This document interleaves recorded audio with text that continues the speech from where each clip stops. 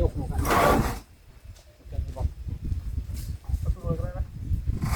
เนาะมาโหลดมัน4,080นับไปก่อน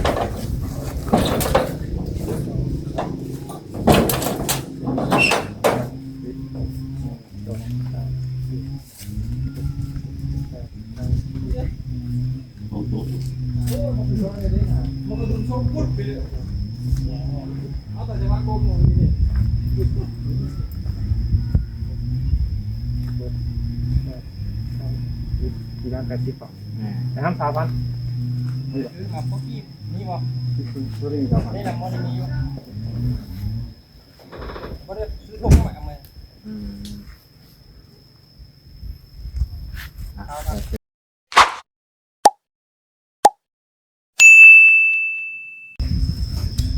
ทักทายสบายดีพี่น้องและสวัสดีเด้อพี่น้องฟังไทยสบายดีพี่น้องจะอยู่ในประเทศและต่างประเทศมื้อนี้บ่าวนงมาอยู่ที่วัดพี่น้องมาอยู่ที่วัดคือว่าเย็นสบายบ่มีความวุ่นวายหยัง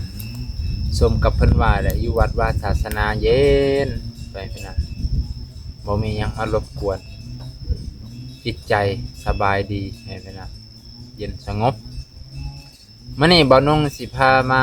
หับเสาเพิ่นสิเอาเสามาส่งแล้วก็มาจ่ายค่าเสา 6,000 บาท3เสาพี่น้อง3เสาเนาะ 6,000 บาทเพราะว่า3เสาอยู่นี่เสา1เสาเพิ่นสิเอามาอีก4เสายังบ่ทันจ่าย3เสาเนาะก็คล้ายว่าสั่งเพิ่ม3เสานั่นแหละอีกเสาหนึ่งนั่นมันเป็นชุดนี่แหละชุดตัวเก่าเสาแต่ว่าเพิ่นเอามาแค่8ก็นะยังเหลืออีกเสาหนึ่งอยู่หั่นเพิ่นก็เลยสิเอามาพร้อมกันเลยนะเพราะว่าเพิ่นว่าตอนนั้นว่าถ้าได้มาส่งเครื่องแถวเขตนี่เพิ่นจะเอาเสาตัวเสาหนึ่งน่ะมาส่งให้เลยจะมาส่งให้เลยแต่ว่าบังเอิญแม่เพิ่นก็ให้สั่งเพิ่มอีก3เสาบ่ได้เป็น4เสาอยู่หั่นเพิ่นจะมาส่ง4เสาอยู่นี่มันเสา1เลยเนาะเสา1เสาแล้วเสา1ก็เสา2เสา3 4เสา5เสาพอดีมื้อนี้มาจ่ายค่าเสาให้พี่น้องบ่มีหยังมาทักทายสบายดีพอดีจะหน่อยสิไปเบิ่งอันนั้นให้พี่น้องเสา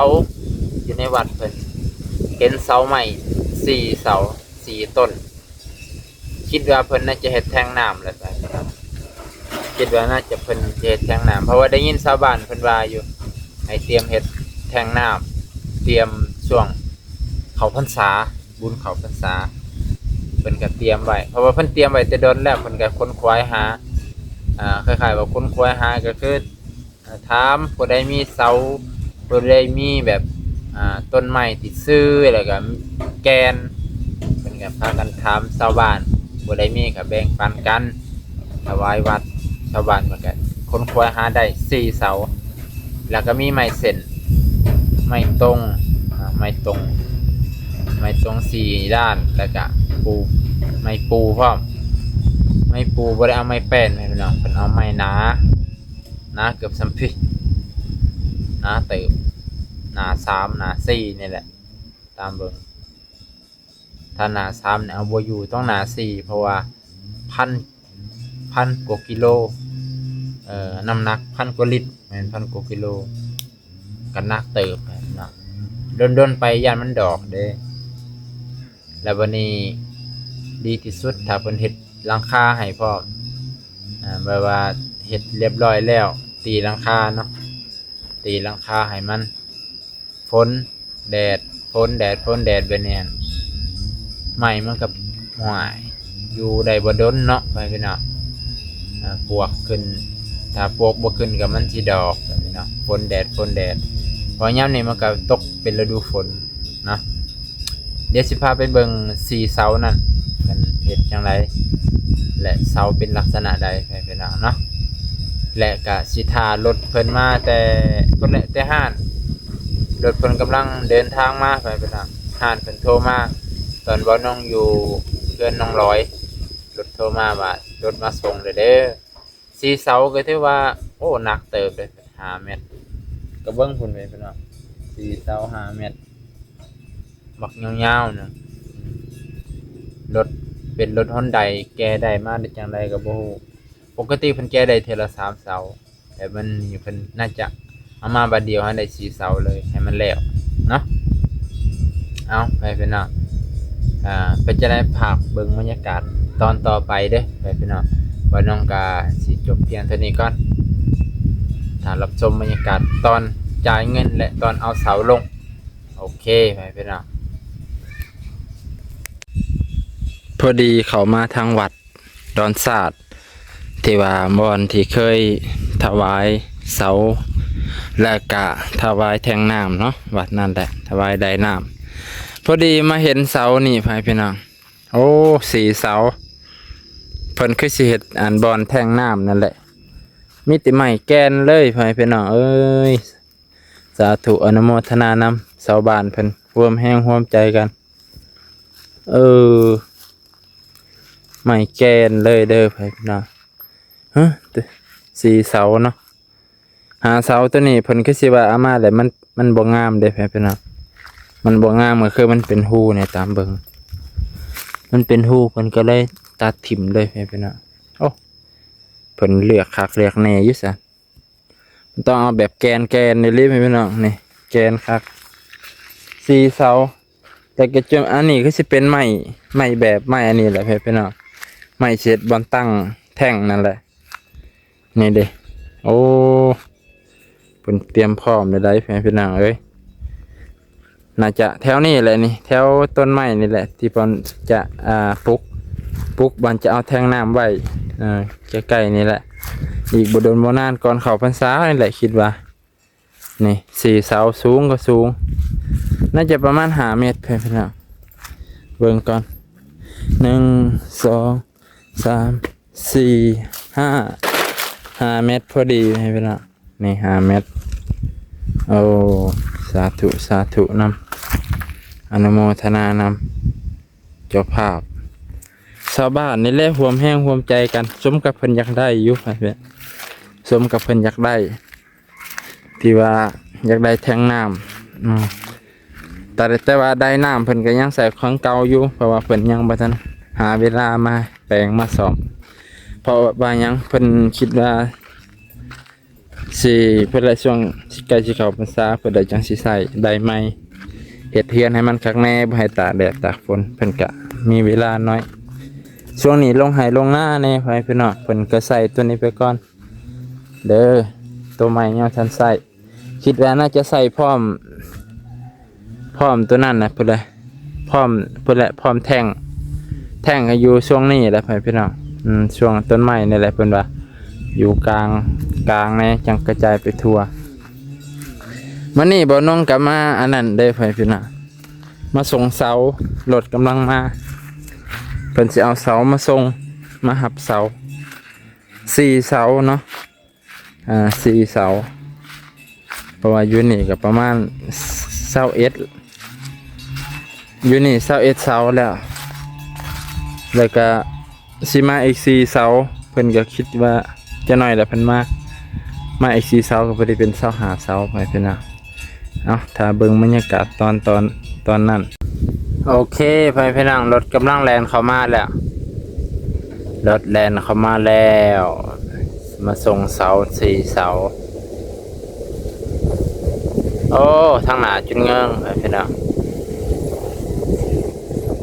ทางหน้าจุดเงิงเลย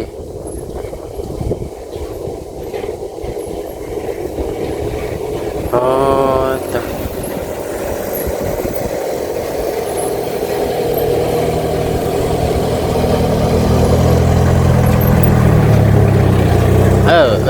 ปัดเสร็จเลยค่อยเด้อ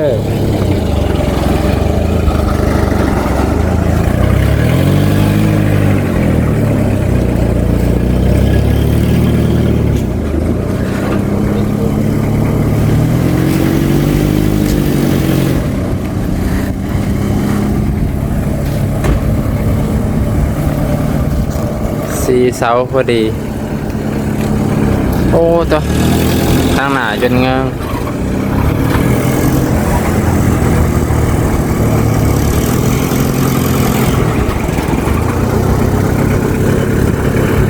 หรือว่าแลนมาไว้เติบครับบ่น้องนั่งเข้าเดียวนะบ่ฮอด10 นาทีเพิ่นก็แลนมาฮอดแล้วโอ้4 เสาสั่งเพิ่ม3 เสามันข้างอีกเสาหนึ่งมันก็เลยเอามาพร้อมกัน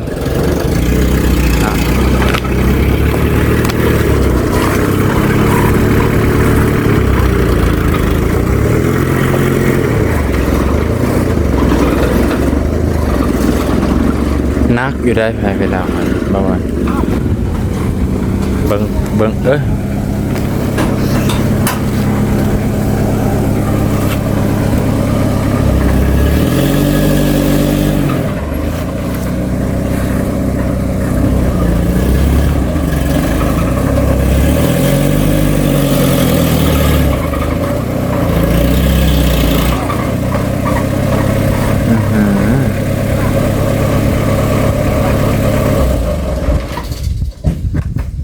ถ้าบ่ใส่เหล็กเสริม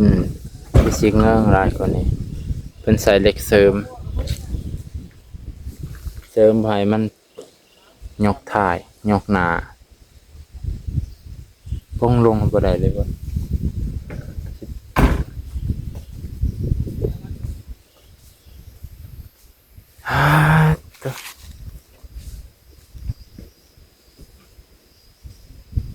เพิ่นกำลังหาเสามาห้อง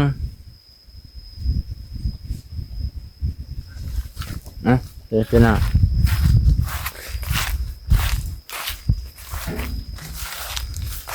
คิดว่าเพิ่นสิมาอีกบ่ดนข้าวเดียวแลนรถมาเพิ่นก็ข้าวเดียวคือกัน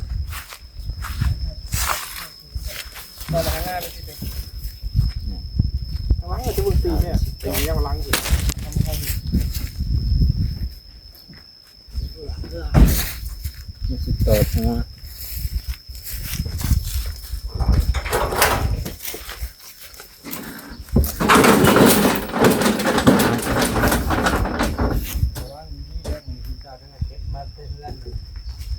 เจ็บมาแต่ห้านแล้วเจ็บมาแล้วบ่เขาเฮ็ดเองเขาเนาะเจ้าเนาะเจ้าเนาะเกี่ยวเนาะกับเขา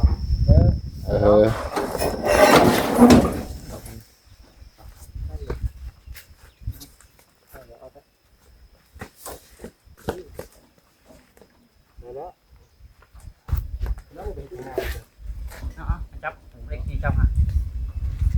ญาตินะกาจับนักเลยในหัว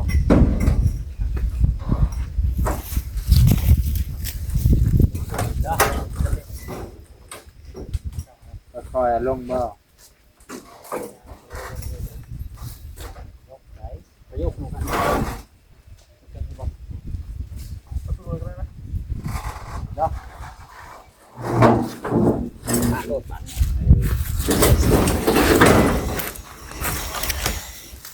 ลงมันก็บ่คือเอาขึ้นล่ะเอาขึ้นยังไงเอาขึ้นเนี่ยป้ามันลิ่นมันคือลายมือบ่ใช่เรื่องย่อยเด้อเอาขึ้น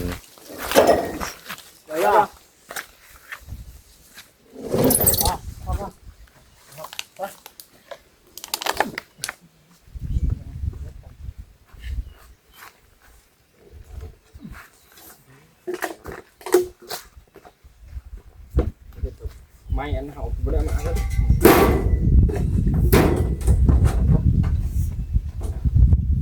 ว้าว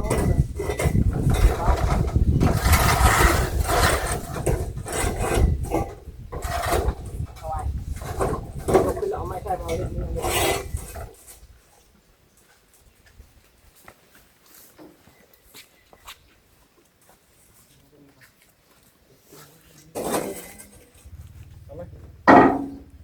ก็มันก็ใช้เรื่อง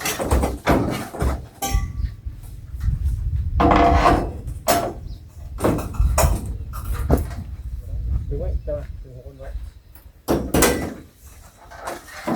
นี่พอเสื้อเล็กขึ้นเล็กเลยฮะขึ้นเล็กสิแล้วมันของเขาอยู่ปีบ้านก็หลดตัวนี้ได้ปะ ส่วนนาย ได้ปะได้ปะ ได้ ได้นะลมลมเลย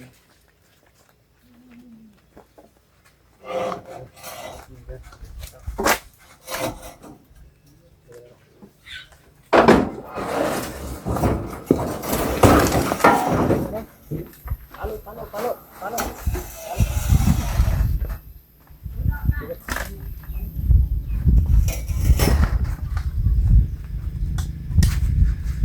มาไหนไ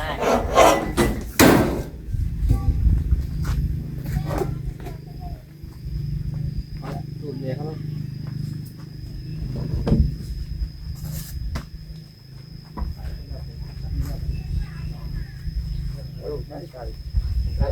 ลงต่อน้ำมันลงตัวนี้ก็เป็นไปอยู่ได้ป่ะ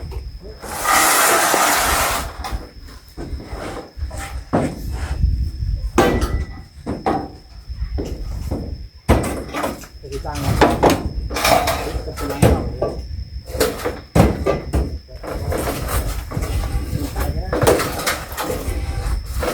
ที่บ้าน80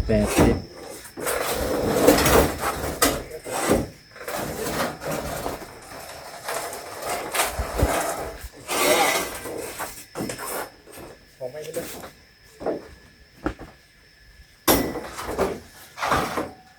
ได้ขึ้นหนักด้วย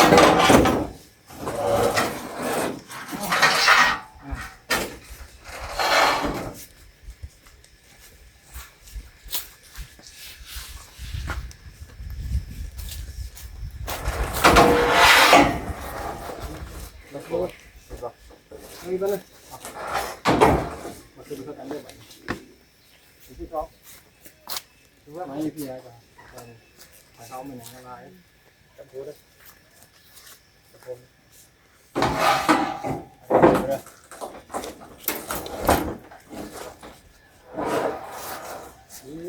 ลงมาเฮ้ยลงละได้มาเรื่องนี้มันก็ดุมรุดเลย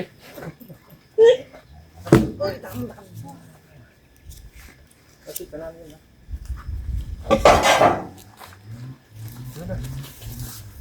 เอาที่มาเลยนะไปก่อนทางนี้มันส่งนิดนึงไป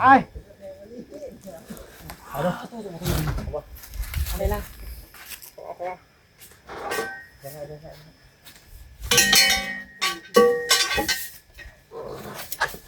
ได้มาแล้วพี่มาแล้วไม่ได้งัดมาเลยใช่ครับที่นั่น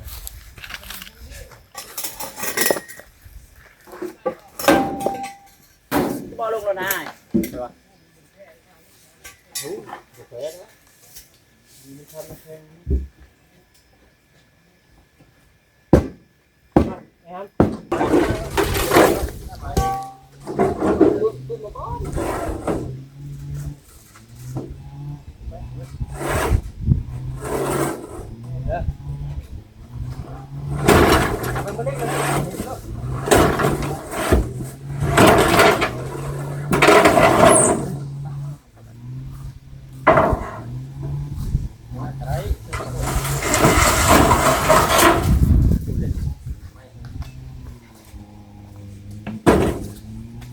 เดี๋ยวจะเข้าฮะเดี๋ยวด้วย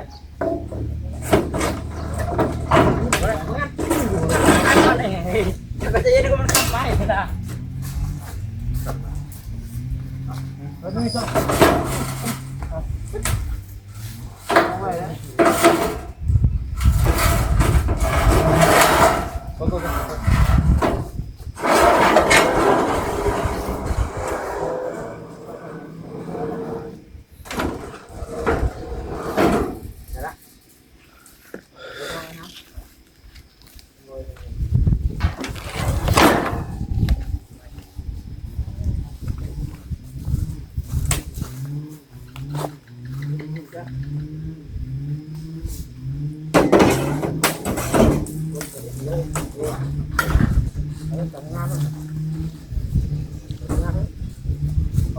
เ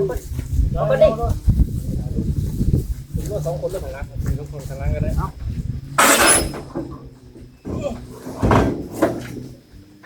ไป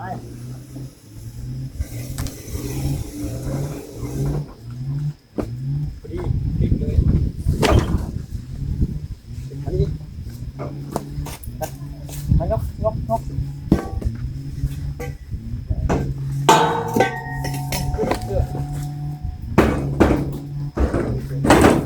ปิดจบเรียบร้อยบ้างตัวนักได้นักดีนักเอลีนักอีลอไม่เป็นไรก็เลยจ่ายเงินให้เพิ่นจ่ายเงินให้ไอ้สร้างมันก็มาที่ได้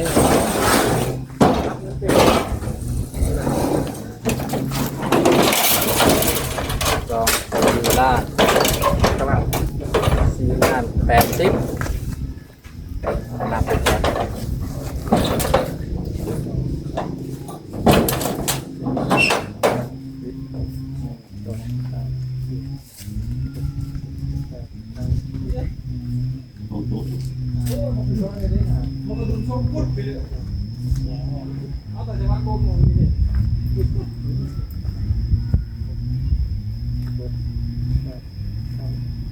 กี่ล้าน80ป่ะ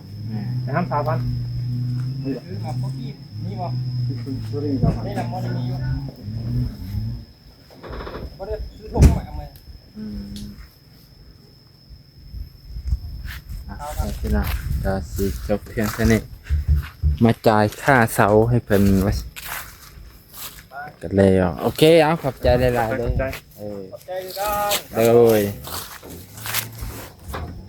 ก็ถือว่าเสร็จสิ้นภารกิจภายในมื้อนี้เนาะแต่ได้ว่าแล้วเราก็สิได้อำลาพาจากเพียงเท่านี้ก่อนพี่น้องสิพาไปนับเบิ่งเสาก่อนพี่น้องนับเบิ่งเสามีเท่าใดเด้อสินับเบิ่งเสาคือว่าครบตามจำนวน